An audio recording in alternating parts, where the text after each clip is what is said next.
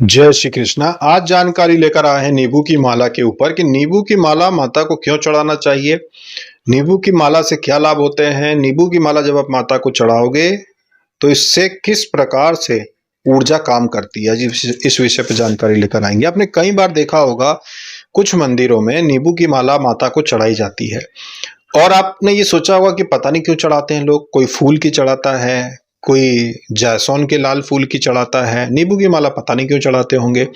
तो देखो, नींबू की माला ये होती है, इस प्रकार से होती है कि बहुत सारी औषधियां आपने सुनी होगी कि उनमें अलग अलग देवी देवताओं की ऊर्जा होती है जिनसे मनुष्य ठीक होता है, क्योंकि अलग अलग स्थान पे शरीर में देवी देवताओं का वास होता है। उसी प्रकार से नारियल को जिस प्रकार से एक बलि के रूप में देखा जाता है कि नारियल यानी कि एक प्रकार की बहुत विशेष भेंट को बलि कहते हैं। भेंट यानी बहुत विशेष, जब कोई आप भेंट देते हो तो वो बलि कहलाती है कि बलि यानी बहुत ही विशेष भेंट, जो कि नारियल की भी हो सकती है भेंट, हलवा की हो सकती है, जैसे हलवा चढ़ाते हैं हलवे की हो सकती है। तो कई प्रकार की भेंट होती है, उसमें नींबू की भी एक विशेष भेंट मानी जाती है जो आप देवी शक्तियों को, खास करके देवी शक्तियां जो होती है उनको चढ़ाई जाती है। तो ये भी एक प्रकार की बलि मानी जाती है, एक प्रकार की विशेष भेंट मानी जाती है जब आप नींबू जो होता है वो माता को चढ़ाते हैं। तो जैसे मुंड माला होती है ना, कि मुंड माला है शक्ति का एक प्रकार से प्रतीक होता है, वैसे ही नींबू की माला जब आप माता को चढ़ाते हो, खास करके काली मैया को, दुर्गा माता को खास करके नींबू की माला चढ़ाई जाती है। तो जब आप चढ़ाते हो तो आपके घर से बहुत सारी नकारात्मक ऊर्जा, एक नींबू की एक अपनी क्षमता होती है कि वो नकारात्मक ऊर्जा अपने अंदर ग्रहण कर लेता है, अपने अंदर संचित कर लेता है। जब पूरी 108 नींबू की माला जब आप माता को चढ़ाते हो तो बहुत सारे नकारात्मक ऊर्जा के प्रभाव जो आपके घरों में होते हैं, नजर दोष जो होता है, वो नींबू की माला अपने साथ खींच के ले जाती है। तो आपके द्वारा कोई भेंट जब माता के दरबार में चढ़ाई जाती है, मंदिर में चढ़ाई जाती है, उसका एक विधान होता है कि आपके द्वारा चढ़ाई गई चीज की वजह से वहां पर उपस्थित शक्तियां, माता की जो योगिनियां होती हैं, माता के जो गण होते हैं, वो आपकी सहायता कर देते हैं। ये एक विधान होता है कि अगर आप, जैसे हवन का विधान होता है, हवन करते हैं तो उसका लाभ मिलता है, वैसे ही नींबू की माला का विधान है, या कोई भी भोग प्रसादी चढ़ाने का विधान है कि जब आप वो चढ़ाते हो तो बदले में माता की शक्ति आपके लिए काम कर सकती, मतलब एग्रीमेंट हो गया आपका।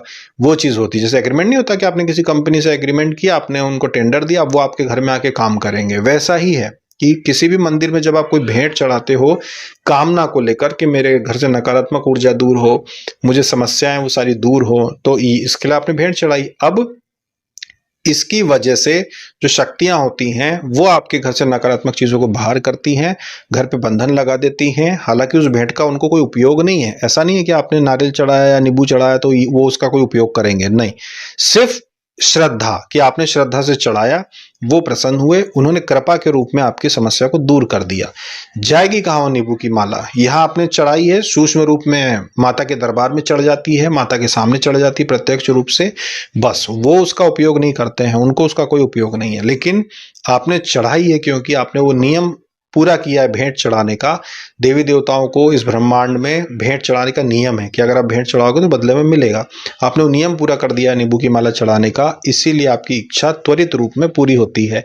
नींबू की माला चढ़ाने का सबसे उत्तम जो दिन होता है वो शुक्रवार का और नवरात्रि का होता है, कि 4 नवरात्रि आती हैं, चारों नवरात्रि में आप माला चढ़ा सकते हो माता की, जिससे कि आपको पूरा लाभ देखने को मिले। अगर जैसे कि आपने नींबू की माला चढ़ाई है तो पूरे घर में घुमाकर आप माला को चढ़ा दो, उतारो, तभी उतारने का पूरे घर में घुमाकर कचरे की गाड़ी में भी आप गीले कचरे में फेंक सकते हो। कुल मिला के घर से बाहर करना होता है तो आप फेंक सकते हो, या फिर आप विसर्जन कर सकते हो। अब अगर नदी के किनारे पे रहते हो तो उसको माला को तोड़कर धागा उसमें से अलग कर लो और नींबू को आप विसर्जन कर सकते हो। धागे को अलग से विसर्जन करना, क्योंकि पूरी माला कहीं फंस सकती है, जीव जंतुओं को तकलीफ ना हो, इसलिए माला को तोड़कर फिर नींबू विसर्जन कर दो।